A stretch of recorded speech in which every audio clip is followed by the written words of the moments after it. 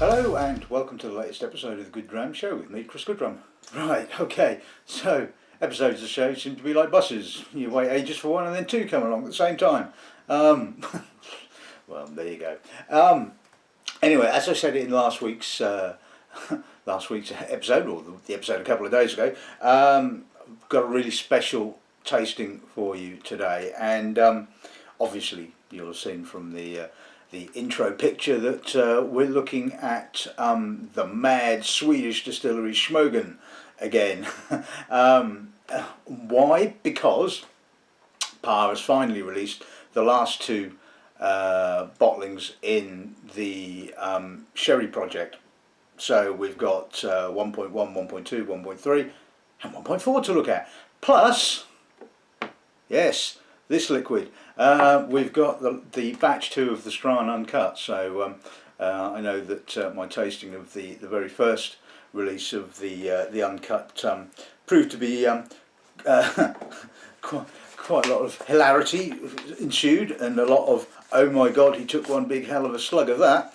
Well, I'm going to repeat that little feat. So anyway, yes, there we have it. As you know, Smogen Distillery is just, cult status, it has to be said. So and I would just like to say a big thank you to Par and to Highfern for or Robert Highfern for the samples. The two, 1 and 2, the leftover samples from the tasting I did for the Whisky magazine. So you'd obviously seen what I've written about those in the Whisky magazine, and not really a great deal else to say apart from deep breath. Let's start with that gin.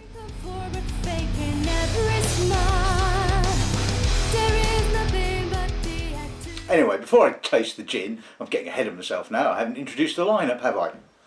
Oh dear, I'm just in such a desperate hurry to taste it. Anyway, so as I was saying, this is batch 2 of the Strane London Dry Gin. If you thought the first batch was pretty alcoholic, this is an eye-watering 76%.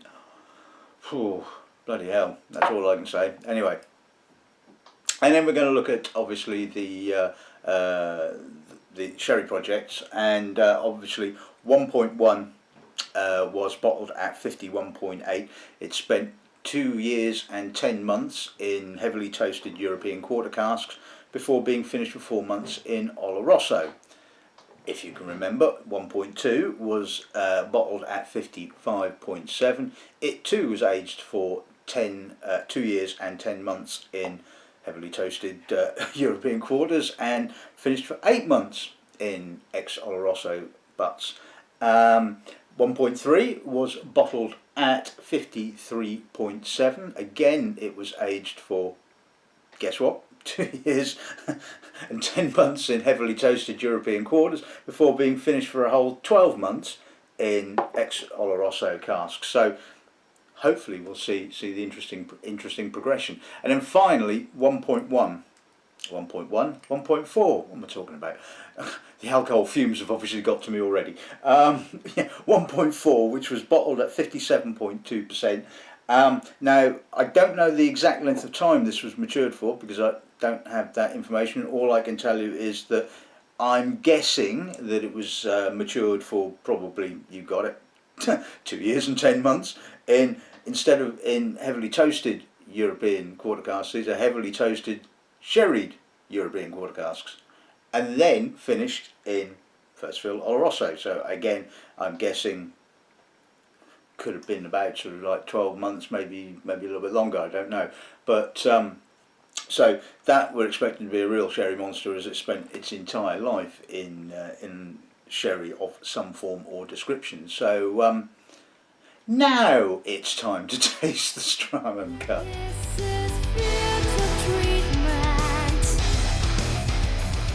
Okay, so let's see what the nose gives us. Now, as you can probably remember, Par tends to be a little bit finicky about his gin. I was going to say the A word, but that's probably a little bit, anyway, this is a family show, and I shouldn't say naughty words. Anyway, so as you know, he distills a juniper gin. He also distills spiced gin and a citric gin, and then blends all of these three together like the mad fool he actually is. But so there's always going to be a little bit of sort of variation, obviously, between, you know, with what he's choosing. But this is very citric. I'm getting a lot of lime, lemon rind, lots of freshness, really freshness to me, and not overly spirity. You would expect something of this ABV to be really overpoweringly alcoholic, but it's not. It's all really quite well held together, and there's a bit of barky spice, obviously some quite sweet juniper. I mean, I was checking my notes the other night against the first batch, and my notes seem to indicate that the first batch wasn't quite as citrusy. It was possibly more junipery, but this is definitely more citrusy. Again, a little bit of smoke, some coriander, some barky spice. Yeah, it's all really well balanced, and like I said, it's got that lovely citrusy character. Palate?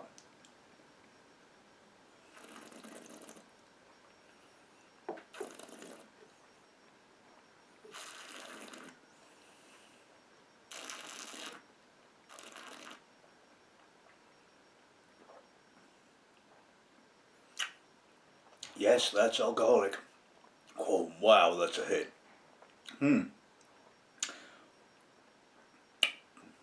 Again, big citrus hit. Lots of lime, lots of lemon, and some sweet juniper. And the spirit has got a lovely sweetness to it as well. And it's all just really well balanced. Getting quite a bit of spices, almost peppery, almost chili kind of spices on the finish. Coriander, cinnamon, a little bit of barky notes.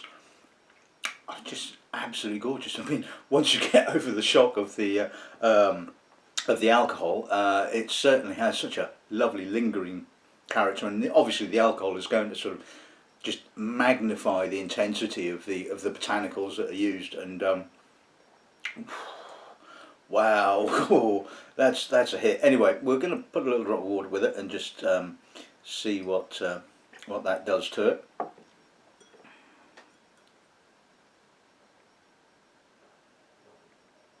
Doesn't make a great deal of difference to the nose, obviously, apart from maybe sort of dampening down the alcohol level a tad.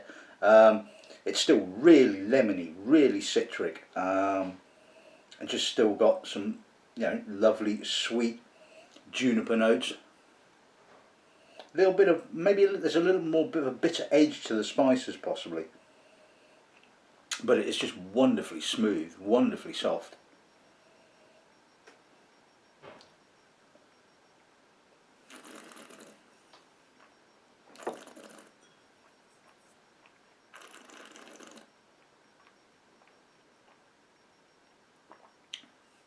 That's better. Oh, I'm not having my throat torn out by the alcohol. Again, pretty much like as it is neat.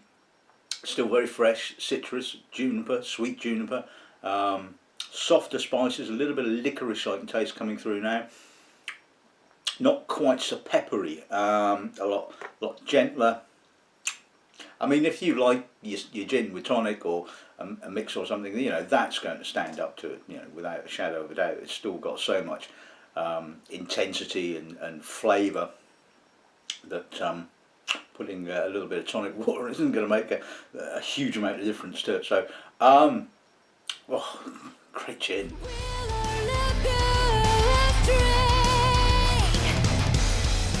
Right, okay, so we're going to move on to 1.1, bottled at 51.8%. You'll have to excuse me if I start slurring my words by the time we get to the end of this, all this alcohol. Anyway, let's see what the nose gives us.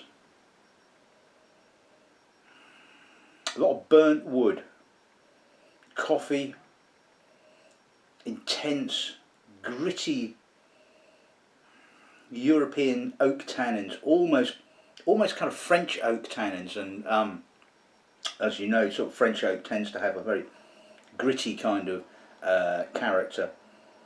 A little bit of dried fruit, some toffee, some treacle.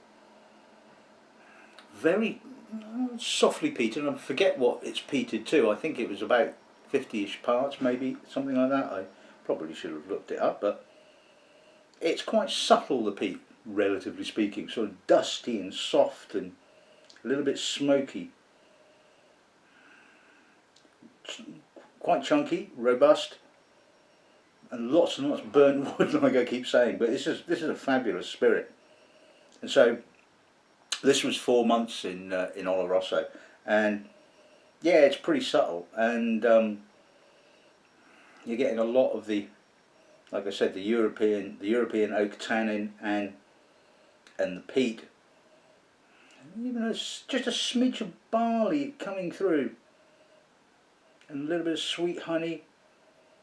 You know, it'll be interesting to see. I would imagine Parr is probably aging some of this in hoggies and things like that, for release in about, you know, when it gets to about 8, 9, 10, and it will be interesting to see, you know, what the real character of the spirit is like, because obviously aging it in smaller quarter casks is going to sort of, you know, create that, not forced oak. I mean, sometimes it is forced, but in this instance, it doesn't feel forced. But you know, it's very much a sort of like a part of the spirit, and it would be nice to see what the spirit is like, you know, without that overt, you know, grainy oaky character.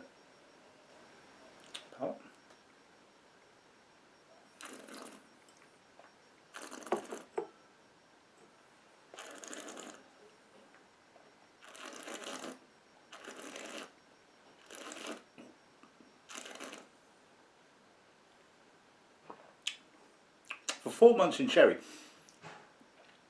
obviously first fill Oloroso, because it's picked up a lot of that kind of character, the treacle, the molasses, the dried fruits, spices, and that does seem to be the sort of like coming to the fore. The peat is kind of sat behind it, dusty, quite sweet. It's got an almost violety kind of edge to it. It'd be interesting to go back and sort of compare the episode I did when I tasted them the first time around, see if the tasting notes or my perception, shall we say, is the same, because a lot of the time you sort of, you know, it does change depending upon time and all that kind of stuff, and quite dry on the finish. The slightly sort of grainy, lightly bitter tannins are kind of kicking in on the finish. But it's got some lovely intensity, it has to be said. And you know, I'm not as you know, the world's biggest fan of sherry cask whiskies, but as long as they have something else going on, I don't mind if they're a little bit on the, shall we say, youthful side. So anyway, let's put a little drop of water with it and see what that does.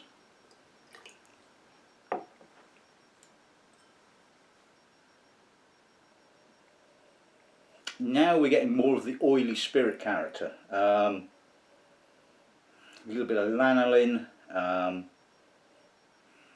some barley. A lot of the oak seems to have just dropped completely off. The sherry has just kind of gone phew. And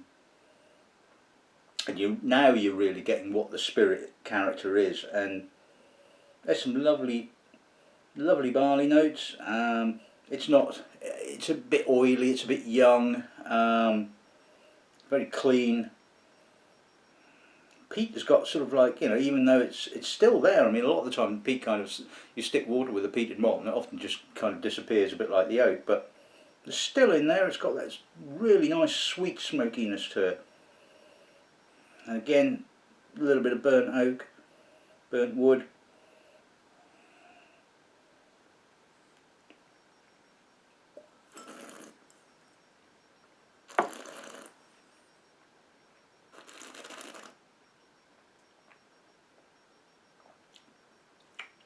Very soft. Barley, again, lightly oiled, quite youthful. Again, it feels like you're seeing the actual real character of the spirit at sort of, you know, 3 and a bit, or whatever, or, well, almost 3, just over 3 in actual fact. So It's a little bit drying. I think this bottling probably works better at its cask strength. I mean, it is only 51.8. So, you know, it's not like we're talking sort of 60-odd% and it needs a little drop of water. I think that kind of worked better without. So, still, you know, an exceptionally good spirit.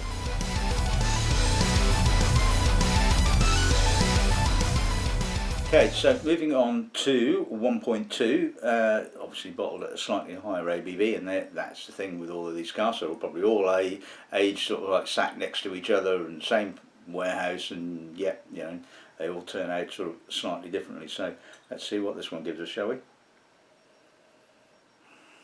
Obviously there's more sherry notes, it's more herbal, more almost kind of PX treacly kind of dried grapey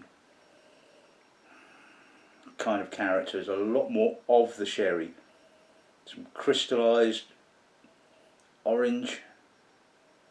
Again, the sherry is kind of sat in front of the peat is quite subtle, a little bit more elemental in character, a little bit more oily, a little bit more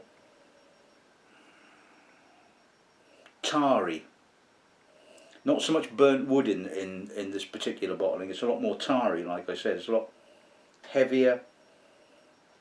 But again, just underneath it you can sense some spirit character, you can sense some barley, some citrus, and a coastal freshness to it.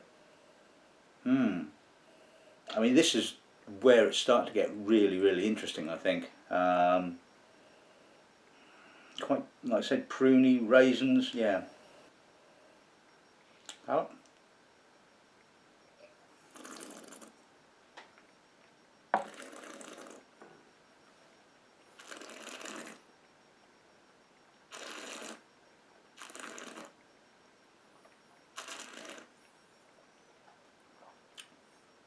Like the nose. Oh, more peat. A lot of peat. Tarry, dusty. Not medicinal, tarry, smoky, a lot drier, a lot more tannin on the finish. Lovely spiciness to it again. A little bit of pepper, a little bit of almost chili hotness.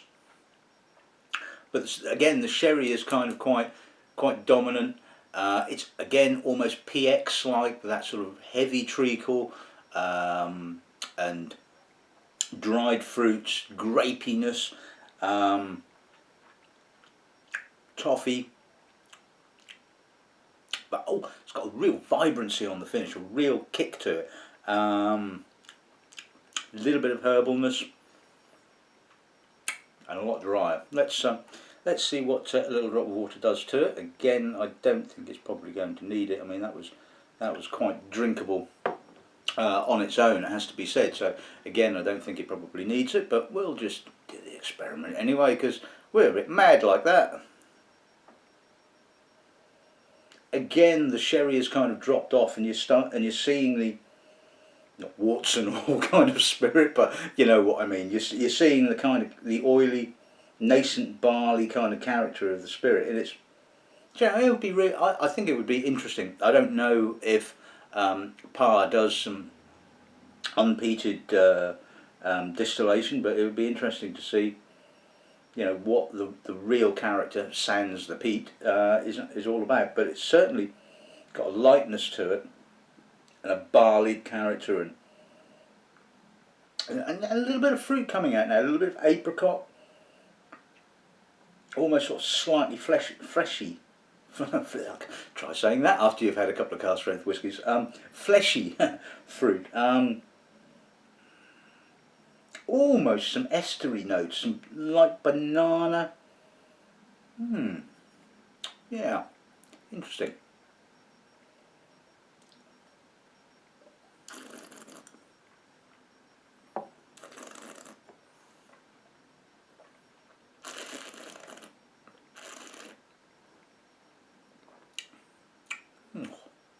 Lovely.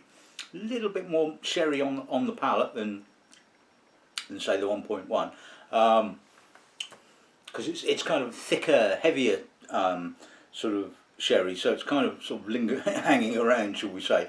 and the finish is lovely and soft and smooth and velvety, with a slightly more medicinal kind of peaty note coming through now. Again, it's still quite oily and tarry, but there is that little medicinal element that's just sort of crept in, just right on the finish. That is good. Lovely dusty aftertaste as well, so you really feel the kind of like the sort of peat smoke embers kind of like sticking to the inside of the mouth, and that is absolutely gorgeous. I think that so far of the two, I think that really is the dog's dewberries, as they say. So very good.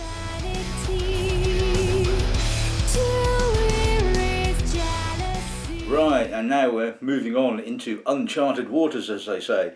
So this is the 1.3. This has spent 12 months aging in, or finishing in ex-Oloroso butts, so we're expecting a bit more sherry really, so let's see if we're right. And we are indeed right, yes. Again, it's bigger, it's kind of like amplified, it's sweeter, it's treaclier. There's more herbal notes, there's a bit of green nuts. Again, it's sitting in front of the peat, and the peat is quite oily, tarry, a bit more manure kind of coming through. It's a bit more stinkier, a bit more primal, shall we say. God, yeah, it's getting very manure-like, it has to be said. I mean, mind you, when you do kind of talk yourself into these kind of things, it has to be said, but again, it's got a lovely sweetness to it, sort of some dried fruits, some citrus rind, some orange rind. Maybe there's a little bit more of a medicinal edge to the peat. Oh, that's a big nose, full of character and full of intensity, and like I said to you, I don't mind sherried malts, and yes, all right, you can't. Oh no, you don't get a great deal of distillery character, because I don't think the distillery character is particularly. It's relatively light in style, but as long as it's got other stuff going on, it's interesting. When it's just an homogeneous sherry mess, you're just going, yeah, it smells like a sherry cask. But this has got character by the bucketful. It really has. Really quite citric, manure-y. Did I say it's manure-y? It's manure-y. God, yeah, that's good. Power.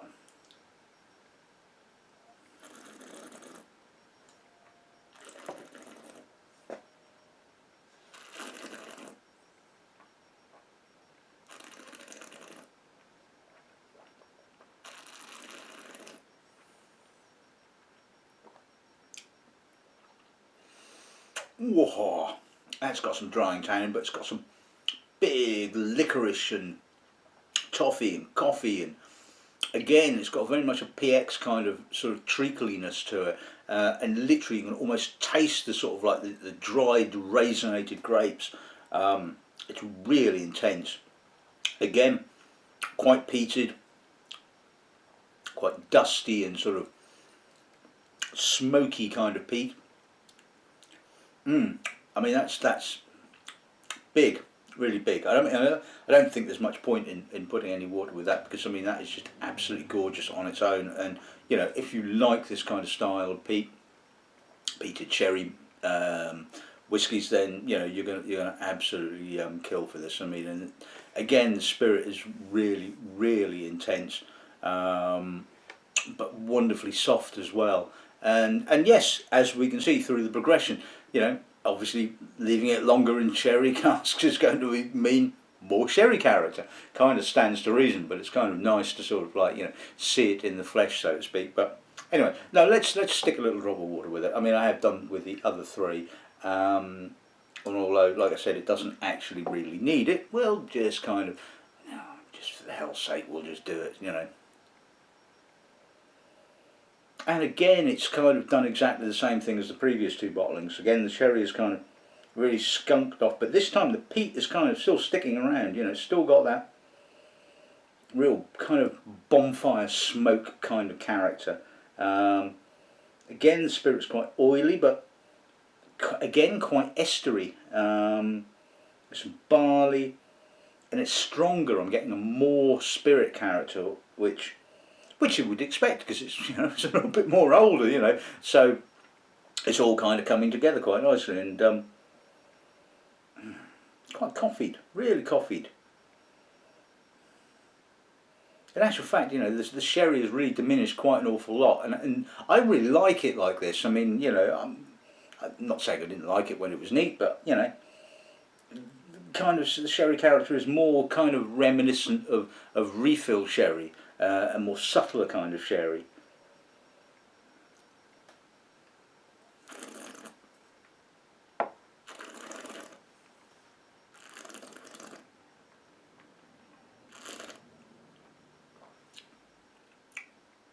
Again, more sherry on the palate. What a surprise! More of the licorice and the treacle, and a little bit more burnt wood kind of cropping in now. The sort of the kind of toasted, kind of charred tannins. Still quite dry. Peat has got wonderfully sweet though, with that slightly violety kind of character, and, you know, a lovely herbally sweetness. That is just a fantastic whiskey. You know, there's nothing more to say about it. I mean, I think, you know, Smögen, I think Parr's doing sort of, like, you know, an absolutely superb job, and it's not a surprise that the stuff just kind of sells out at the moment it kind of hits the website. So, you know, get yourself a bottle quickly before they all kind of disappear, because it's bloody good.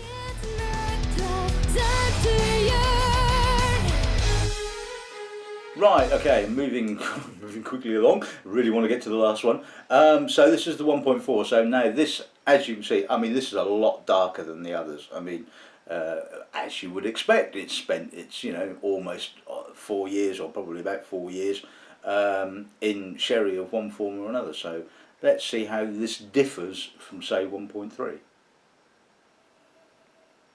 A lot more sherry, big sherry, big, juicy, chunky, really sweet sherry, nutty, walnuts, smoke, a little bit of peat smoke, a little bit of wood smoke. I mean, real pure sherry. Again, almost with that kind of PX-y like character, but it's a little bit more fresher than PX. Kind of, sort of, like you'd mix, say, dry Oloroso with a PX, and this is possibly the sort of sherry note that you would get. Treacle.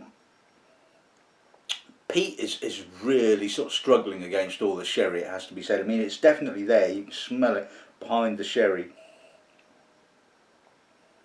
But it really is all about the kind of the nuances of the sherry cask. Yeah, really nutty, a little bit of orange kind of coming through. Dusty. Power.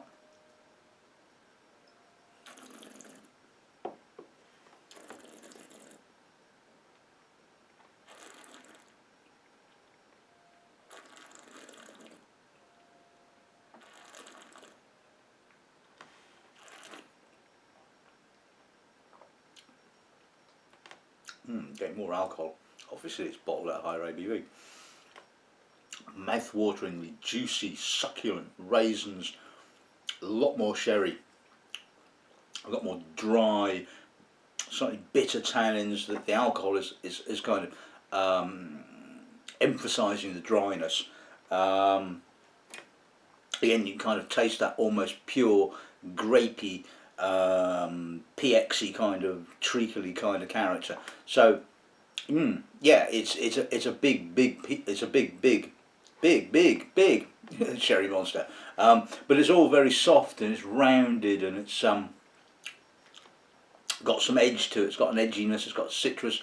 I think it needed that alcohol. I think if it had been bottled even a sort of like a couple of percent lower, the sweetness would have really been sort of in the ascendancy, and I think it just needed that sort of alcoholic kick. Stick a little drop of water with it and just see if that actually does materialise, or whether the sherry kind of does another disappearing act. So let's see what the nose gives us. yeah, the sherry again has kind of dropped off. It's more nutty. It's got a more kind of Manzanilla kind of character now, with that sort of quite nutty, quite citric, almost salty kind of character. Again, really, the peat is all very soft. It's very oily, but ooh,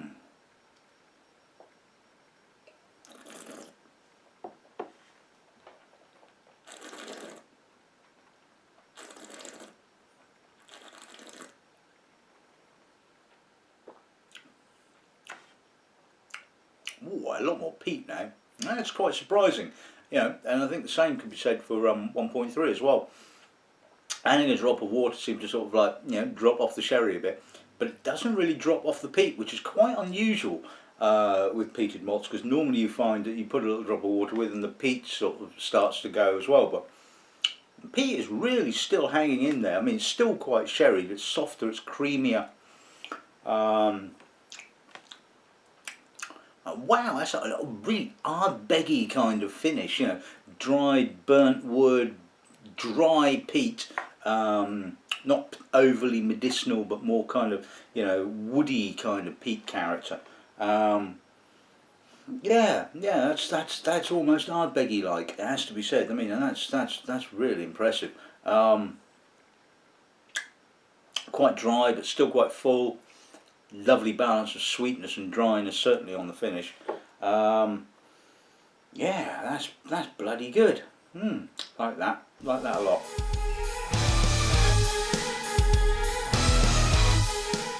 Right, okay, so let's sum this sort of tasting up. Again, I'd just like to say a really, really big thank you to Pa and to Robert at Highfern for the samples. It's just really appreciated. I hope you've enjoyed my kind of slightly off the wall tasting, but let's sum these up. So the Strane Uncut, well, yeah, okay, it's big, it's intense, but it's really beautifully balanced, I think, and yes, it's alcoholic, not surprised. Yes, you can probably add tonic water or a mixer or make cocktails or whatever you with it, and you're still going to get all of that kind of gin character coming through, and it's just intense. It's really impressive, and if you buy a bottle, you've got to taste it neat, because there's just no other gin quite like it. It's like the Octomore of gins, if you like. So, and the Sherry Project, well, yeah, really interesting. I mean, I don't know kind of where Pa is going to kind of go from here. Like I said, I'm hoping that we will either get sort of a peated malt completely aged in, say, American oak hoggies, or even an unpeated version. It'd be really interesting to see what is the real character of the spirit, because I think with 1 and 2 we started to see that the putting a little drop of water has kind of softened and removed some of the sherry character, and has shown the spirit's got kind of could have quite an estery kind of oily character. So it would be really, really interesting to see how and if Pa decides to do that kind of thing, or whether he will stick with the kind of the peat and the sherry formula, because it's certainly working. No doubt about that. And certainly 1.3 and 1.4 more sherry character, as you would expect. They've spent longer in the finishing butts, so you would expect more sherry character.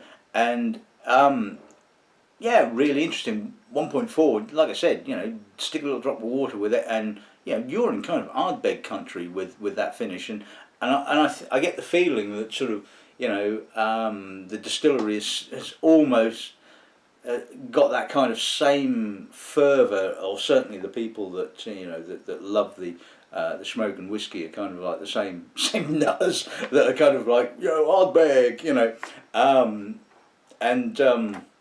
yeah, why not? It's bloody good whiskey. It's expensive, but let's put it this way: you can spend this kind of money on some kind of heavily sherry 3-year-old from Australia, for example, that just goes whoa, sherry, and not a lot else. This has got complexity, and you just kind of have to take my word for that. But yeah, really very, very good. So So there you go. That's this episode in the bag. You know, don't you just love those mad Swedes? Good dramming. Good afternoon.